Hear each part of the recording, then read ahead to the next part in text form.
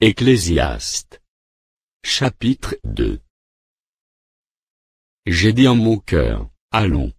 Je t'éprouverai par la joie, et tu goûteras le bonheur. Et voici, c'est encore là une vanité. J'ai dit du rire, insensé. Et de la joie, à quoi sert-elle? Je résolus en mon cœur de livrer ma chair au vin, tandis que mon cœur me conduira avec sagesse, et de m'attacher à la folie, jusqu'à ce que je vis ce qu'il est bon, pour les fils de l'homme de faire sous les cieux, pendant le nombre des jours de leur vie. J'exécutais de grands ouvrages, je me bâtis des maisons, je me plantai des vignes, je me fis des jardins et des vergers, et j'y plantai des arbres à fruits de toute espèce. Je me créai des étangs, pour arroser la forêt où croissaient les arbres. J'achetai des serviteurs et des servantes, et j'eus leurs enfants nés dans la maison, je possédais des troupeaux de bœufs et de brebis, plus que tout ce qui était, avant moi dans Jérusalem. Je m'amassai de l'argent et de l'or, et les richesses des rois et des provinces.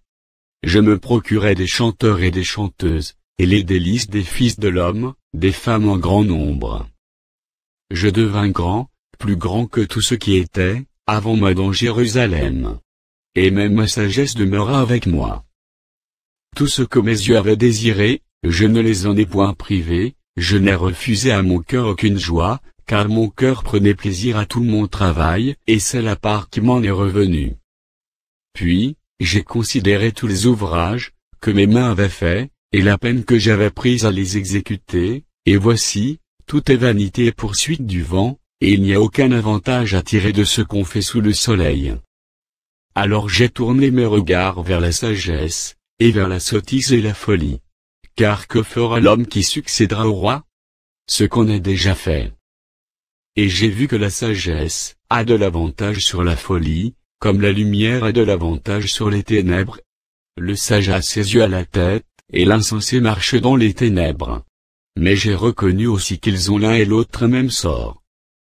Et j'ai dit en mon cœur, j'aurai le même sort que l'insensé, pourquoi donc ai-je été plus sage? Et j'ai dit en mon cœur, que c'est encore là une vanité.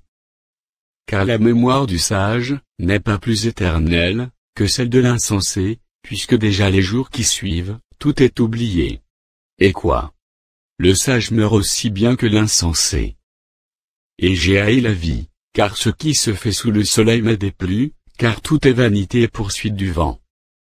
J'ai haï tout le travail que j'ai fait sous le soleil, et dont je dois laisser la jouissance à l'homme qui me succédera. Et qui sait s'il sera sage ou insensé? Cependant il sera maître de tout mon travail, de tout le fruit de ma sagesse sous le soleil. C'est encore là une vanité. Et j'en suis venu à livrer mon cœur au désespoir, à cause de tout le travail que j'ai fait sous le soleil. Car tel homme a travaillé avec sagesse, et science et avec succès, et il laisse le produit de son travail à un homme, qui ne s'en est point occupé. C'est encore là une vanité et un grand mal. Que revient-il, en effet, à l'homme de tout son travail, et de la préoccupation de son cœur, objet de ses fatigues sous le soleil?